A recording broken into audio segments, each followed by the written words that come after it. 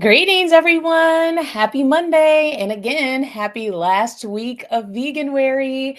I'm your host, Mallory McCoy, and welcome to this week's live streamed episode of A Monday Moment with Mal. As always, may this broadcast bring you what you need in the present moment. My love is extended to all of those who could use a little extra, and may my light exude positivity and kindness. Ashe, let's seize the moment. Hold on, I got something ready for you. Check, Mina, Hey, Kansas City. You ready? I do not own the rights to this ready? music. 3, 2, 1, go! Welcome to the Red Kingdom. Happy Red Monday, everyone. It is Monday. Yesterday was my half birthday. I'm grateful to be able to celebrate this one as I sneak into this season as an official midlife millennial, but also for my half birthday, the Chiefs won and we're going to the Super Bowl with T Swift. I don't care what you say. I love that dynamic. I love how all of it's in play. Good morning, everyone. This week, let me just start out with my gratitude. What am I grateful for? I'm grateful for community. This week, I had a mom who was in need of lactation and breastfeeding support, and I actually had a resource. I actually had a couple of resources, but one of the resources, her name is Keisha King, and she owns Sacred Borders Birth Company here in Kansas City. She's a doula, a pregnancy doula, and a postpartum doula, and also offers breastfeeding support and infant CPR classes. And she used to be my son's swim instructor, so she's like super well rounded. Anyway, I was able to connect with her, and she was able to impart wisdom and insight on what I could tell this mom who was struggling with her breastfeeding journey. And she also was able to lend an ear because I needed to express myself because the situation became more emotional than what I thought it was going to be for me. And so I'm just thankful for her today, and thankful that without even asking, she didn't, say like, hey, this is how much it costs for my advice. Nothing like that. She didn't attach money to it. She saw that I wanted to help. And so then she just jumped in and asked how she could help. So I was really appreciative of that. So thank you, Keisha. And if you're looking for doula services, look for Sacred Borders Birth Company here in Kansas City. Also, I'm incredibly grateful to be able to record myself. It was a practice that I had to do as a beginning teacher, and I got away from recording myself in a teaching capacity, and I just kind of freestyled it, if I'm being honest, most of the time. But I was able to rewatch last week's episode, and when before I jumped on, I was a little frazzled a little bit because I was rushing to get my son out the house and get all his stuff together so his dad could take him to the bus stop, and I used a lot of I was like, oh gosh, it was a fest. So thankful that I'm able to see myself and then self-correct, because this is a live stream situation. So I'm not pre-recording it, and I'm not coming off the top, but I certainly have, it's like conversational. So anything can happen in these conversational environments. So my goal today is to not use so many times, but sometimes when my thoughts are all over the place, as the creative that I am, sometimes it's hard to articulate or keep the thoughts flowing in the way that they need to. So I'm going to try to do my very best to not use today. Thank you for joining me if you're here. Also, thankful for the power of social media today. So when I was in grade school, if I had a friend, and my millennial friends can attest to this, if you had a friend who moved away, if you gave them your phone number and they didn't call you, then they just moved away. Like you never were actually able to contact them anymore unless they contacted you. What I mean, you could get their address, you could write to them, but I lost a lot of good friends that way. You know, they would just move and then you'd be like, well, I don't have a best friend anymore. So now that I'm a little bit older and, you know, we have all these social media outlets to connect with people, I have actually reconnected with some of the people that I went to elementary school with and middle school with and even high school with. So I'm really appreciative of that. Um, Oh, there's that.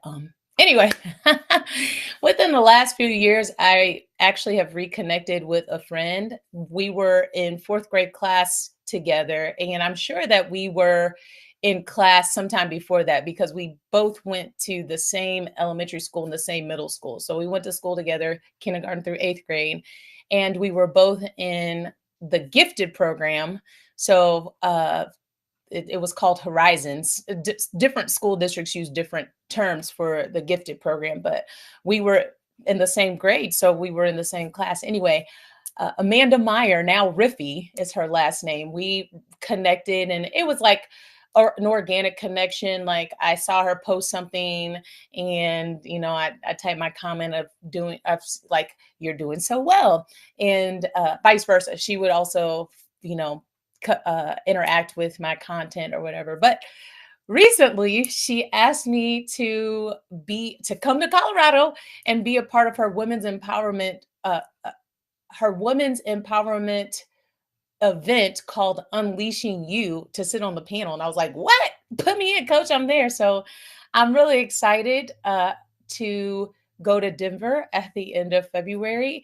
And the only reason why I'm saying anything about this, well, not the only reason why, but also we recorded a podcast together and that is coming out this week. So when you see me post the podcast that we recorded together, go check that out because I had a really good conversation with her about being unapologetically you. And that is something that I have walked into these last few years. I feel like I've gone through a metamorphosis in a sense. So I'm really excited about that. And in the meantime, check me out or check her out. She's on Instagram as Amanda Riffy _coaching. That's her Instagram tag. And then she has a website, which I will tag later on. I'll actually tag both of the ladies that I spoke about in my grateful section today. And one thing I'm really excited about is whenever I'm in the presence of women, whenever I'm in the presence of the power of women, I get super charged up. Like next year or next month, or wait, this is January. So February, March, there is a local event called Lift Her Up through Suburban Balance. And just to be in the room with all these women, I'm even charged up right now and the event hasn't even started yet. So I just to be in any room with women and it be positive and empowering and not negative. I'm super excited. So that's all that I'm grateful for today. That's not all I'm grateful for today, but that's what I chose to pinpoint. I actually have made it a practice to wake up every morning and express gratefulness in some sort of way. In fact, I was going to try to see, because my phone's on do not disturb. My vision board is my lock screen. And so I get to see every day, you know, that I am intentional about being grateful. So, okay. So today's topic deals with gaslighting. You know, I love me a good definition. So let's break it down a little bit. What do I mean when I'm talking about gaslighting? Well, this word has become more mainstream as of late due to the rise of the awareness of narcissism. However, the term gaslight was first used in a 1994 or 1944 film called Gaslight, where a woman's husband refused to see her reality as a truth, and it literally drove her to insanity. The term gained more traction in feminist literature in the late 1970s and has shaped itself to mean dismiss or discredit someone's viewpoint, or to cause a person to doubt their judgment, memory, or sanity through the use of psychological manipulation as recent as 2016. It was even named Word of the Year in 2022. So it's really making its rounds as of recent. When I'm referring to the gut, I'm speaking about our intuition, our sixth sense, a natural instinct, and as the Cambridge English Dictionary defines it, an ability to understand and know something immediately based on your feelings rather than the facts. That it's that gut feeling that one gets when there's something to pay attention to. You know something, but you have no reason to know it. It's an inner wisdom that transcends logic. And because it's not logical, it's hard to define it logically. In my enlightenment over the past 4 years, however, I know that there are things that can't be explained with human logic. So, what do I mean when I say gaslighting your gut? So, as defined, we often think about gaslighting as a physical, emotional, mental, or spiritual dismissal that someone outside of us does to make us second guess our own thoughts. But what if you're the one who's second guessing yourself? What happens if you don't follow that feeling you had before something happened or while something is happening, and then you realize that what you felt was actually the right feeling? You figured like, and then you didn't go with that, and then you had to figuratively beat yourself up about it. That's what I'm talking about. This has happened to me numerous times and has happened to others around me. And I've actually, because I've now made myself cognizant of it, when I'm in conversation with people, I'm like, yeah, you just gaslit your gut. And they're like, yeah, I actually did that. And so that I seeing this play out in reality at a micro level and a macro level has totally, like I said, made me cognizant of it, and totally made people believe that the situation is not what it is. This is not to be confused though with cognitive dissonance, which I love that this term. It's the term that psychologists use to describe people that know contradicting facts, belief, or action, but they still choose to do something that contradicts that. So, for example, people say, I love animals, but then they eat meat. Pick me.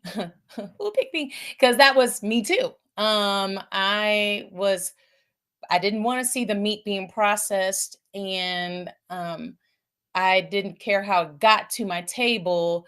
But KFC original recipe, I was tearing up them chicken legs because they were good, but I didn't care about the process before.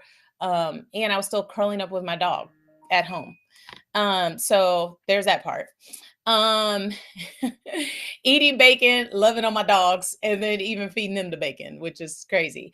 Or and this is another example of cognitive dissonance. You hold a belief that sinners are going to burn in hell for eternity, but when you sin, you say, "Hey, all I gotta do is repent, and I'll be forgiven."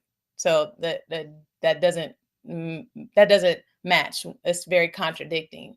But this is the most commonly accepted uh, example of cognitive dissonance. People know all the facts about smoking and how it affects your health, and yet they still do it. And it I've actually in my life witnessed people who have smoked their entire life, and then they struggle with quitting because it has been so addictive. The nicotine is so addictive. Um, and I understand, certainly the plight of that, but the psychology behind it is, that this is something that is detrimental, yet you still engage in it. So that's cognitive dissonance, but that's not what I'm talking about when I say gaslighting your gut. It can be kind of similar, but not the same.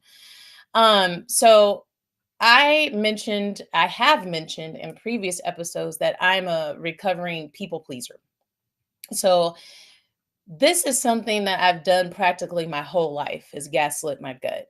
I'd have my own opinion or thought about something, and then someone else would come in with their thought that opposed my instinct, and then I would succumb to their thought simply because I subconsciously wanted to be pleasing. Total aside, but relevant. I was subbing for my son's PE teacher at his school in December, and it was like the easiest day because most of the classes were health classes and like two were PE classes, and they got to choose the game or whatever, and I just played music and stuff like that, so it was fun. No one got hurt, so that's always a win. But anyway, the bulk of the classes that I was to be involved in that day were health classes, but instead of my son's school having traditional health classes, they actually have an organization called Synergy come in and teach social emotional classes. So back it up a little bit. Synergy is a local organization in here in Kansas City. They serve the greater Kansas City area, and their intention is to help families become violent free. And so they offer immediate shelter, immediate services for those families who have people that are escaping domestic violence and things like that. And so the social emotional piece is what their part in giving support and how to manage emotions, which I absolutely love. Like I'm sitting there like this in the whole lesson. I'm the one supposed to be subbing, but there was another lady, her name is Amy actually, who had been doing, she made it so natural. She led the kids in breathing exercises, kid appropriate breathing exercises. And then they talked about parts of the brain. So that's what lesson I got to be a part of, and they were talking about the amygdala and how that's our body's first response to stimuli around us. And she made it very kid friendly, and it like, but it wasn't just kid friendly; it was people friendly because she started talking about how our amygdala is where the fight, flight, freeze, or fawn stays. That's where that's at. And I've heard of fight, flight, and freeze and fawn. I've heard of all of them, but I was thankful to be a part of this conversation to hear her talk about what fawning was. And I had to lean in because after she said that it was when one develops people pleasing behaviors to avoid conflict or harm, I knew she was talking about me. I felt like she was talking about me, even though she didn't know that she was talking about me because that was me. And I looked it up on Google, and the examples were ignoring your own needs to take care of somebody else's, not feeling seen or heard by others, not being able to say no, feeling responsible for other people's emotions, not voicing your own values, and not having clear boundaries. I certainly felt exposed by that because that has all been me. And it's crazy because um, if you're watching and you know me personally, you might not even think that that is a part of me.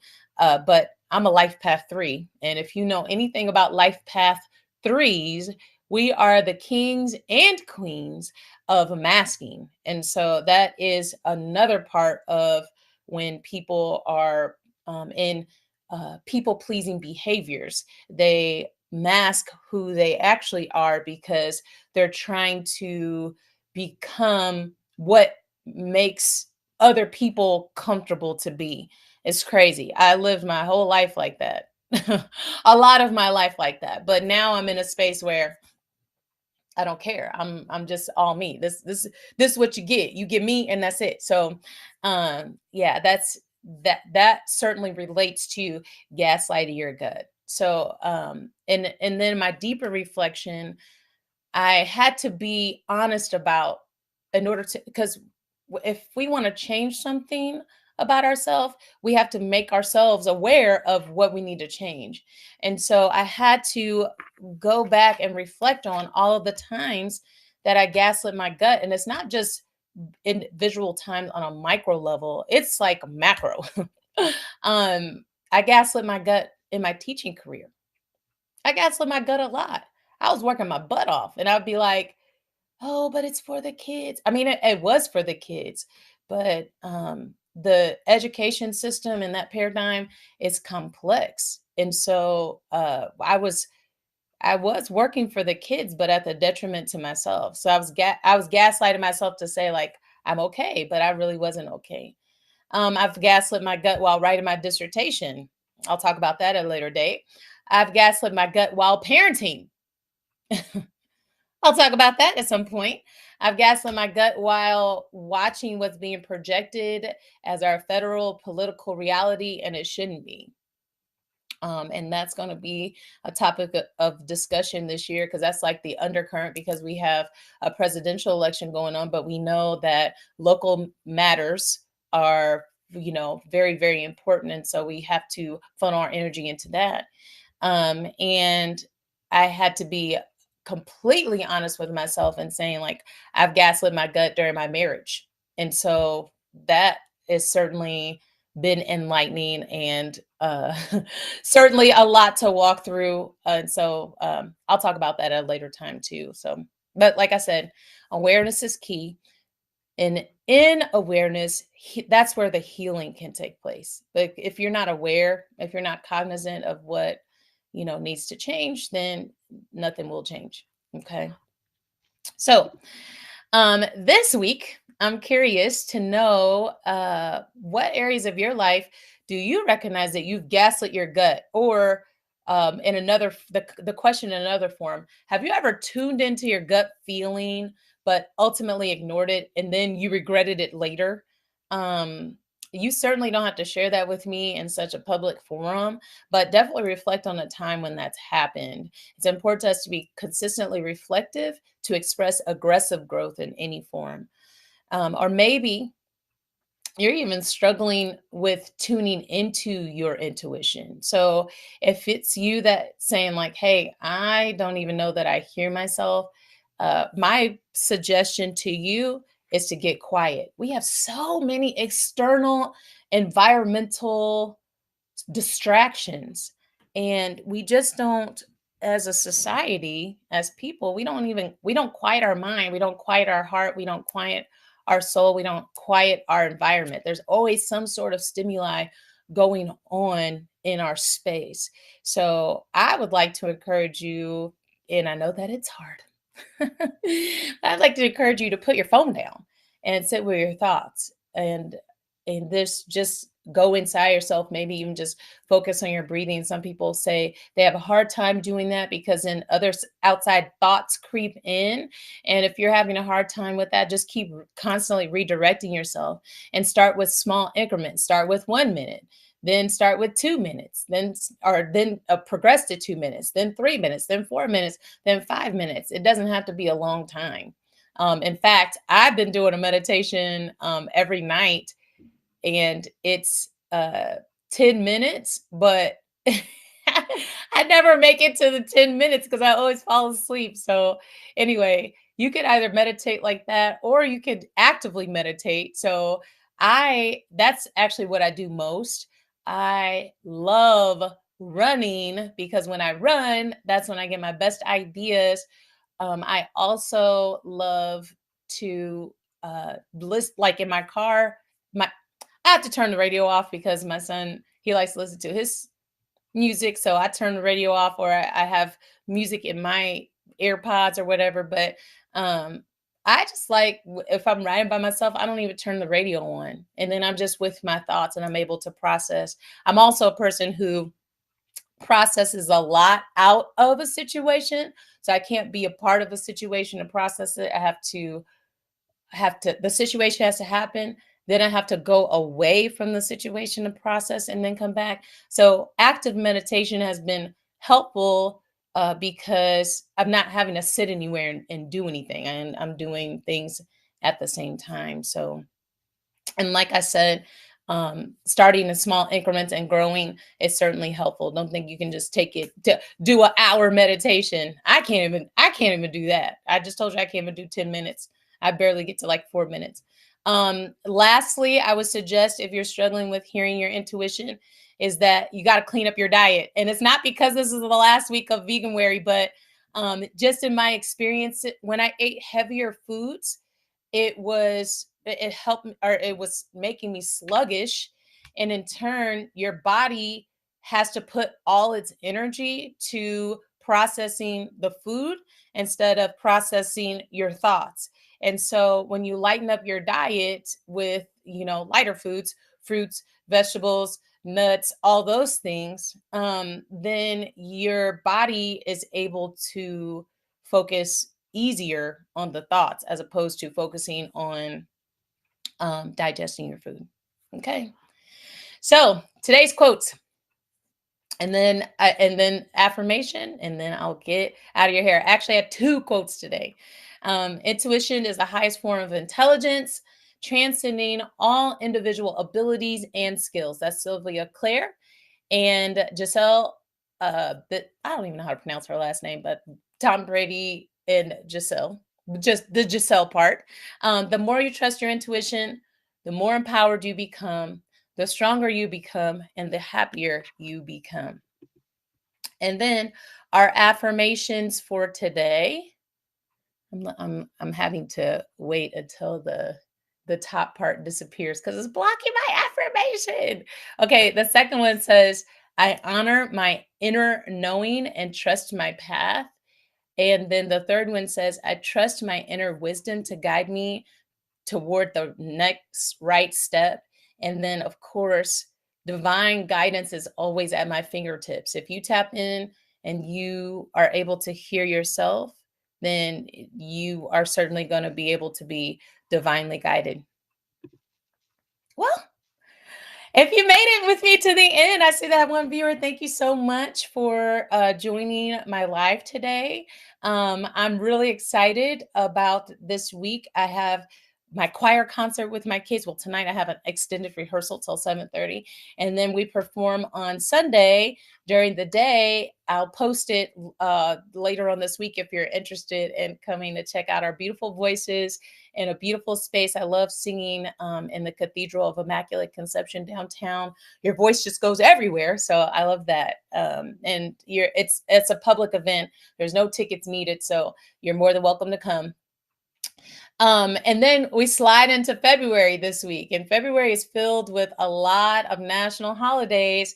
Over 195 to be exact. I looked it up last night. I was like, this is crazy because there's like seven or eight or nine different holidays in every day of February. But we know that out of all of the things that are celebrated in February, the one that we talk about most is Valentine's Day. So in lieu of Valentine's Day, and this romanticized idea of love, I am going to be tapping into that relationship piece.